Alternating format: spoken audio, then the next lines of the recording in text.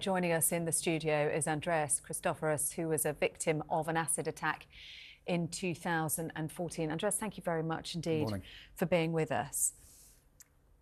Tell us what the victims will be going through at this moment. It's obviously very early days for them. I'm not aware about their current situation, but they're about to take on a challenge like none other. And there's only a handful of people who really understand the injuries that the poor woman and her child are about to take on. And just drawing on your own personal experience, it must be incredibly difficult for you to watch this, to see the headlines, to see the pictures. When you look at this, what are your thoughts? It's difficult to read, without a doubt. The fact that we're still having these attacks and they have been on the rise now for the last couple of years is really concerning. Up by 69%, yes. The latest figures, according to Freedom of Information requests. The obvious immediate impact, but we're talking about 10 years since your attack. Yes. This is something that is with you for life, but not just the physical scarring, but also the mental scarring. How do you deal with that? But both sides are huge challenges. The physical aspects, there is no getting away from it. It affects every aspect of your life, every waking minute, and also your sleep. There is no getting away from the injuries. So you have to wear your scars with pride. You have to put yourself out there. You have to keep going.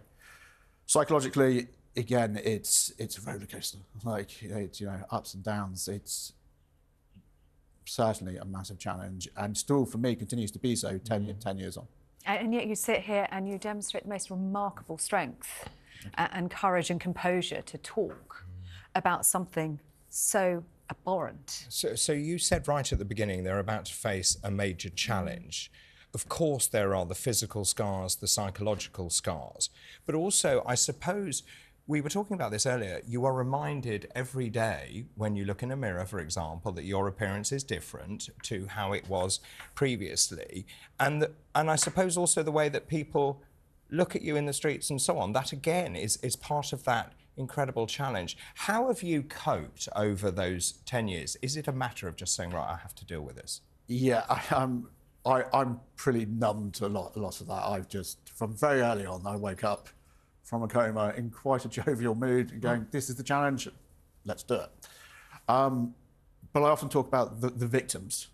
There is a ripple effect. My wife, my children, my parents, they all have suffered considerably because of what we're going through, especially my children. Kids pick on them, going to playgrounds, kids coming up and staring, going out for meals in restaurants, people sit there staring, and my wife gets very upset. But for me, I feel upset listening to you describe it. And actually, your case was a horrendous case of mistaken identity. Correct. You weren't the target. You weren't meant to be. No, he turned up at the wrong. He drove 300 miles to Cornwall and turned up at the wrong house and threw a pint of sulfuric acid in my face.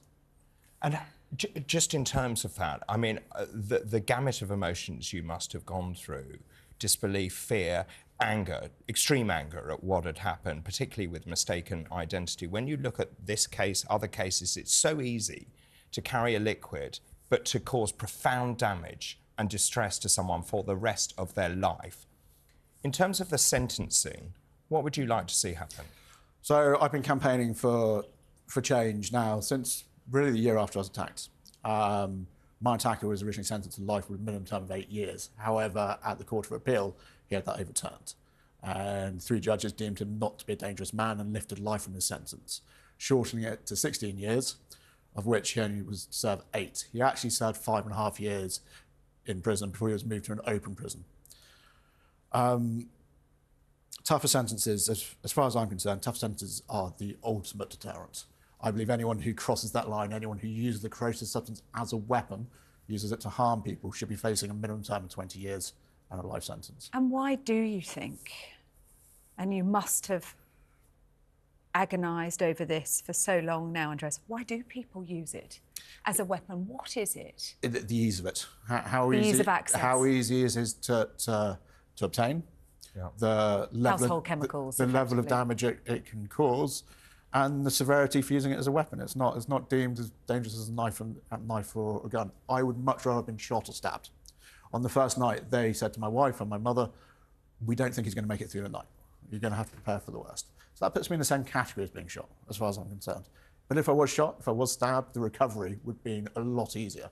I'm 10 years on, as you can see, still very much scarred. I've had countless operations and still continue to do so. Well, I think you're remarkable, actually. Just hats off to you. And actually, the phrasing it like it's a challenge, I think that's amazing as well. So thank you so much for coming in as well. Really appreciate it, Andreas. Thank you very much indeed. Thank you.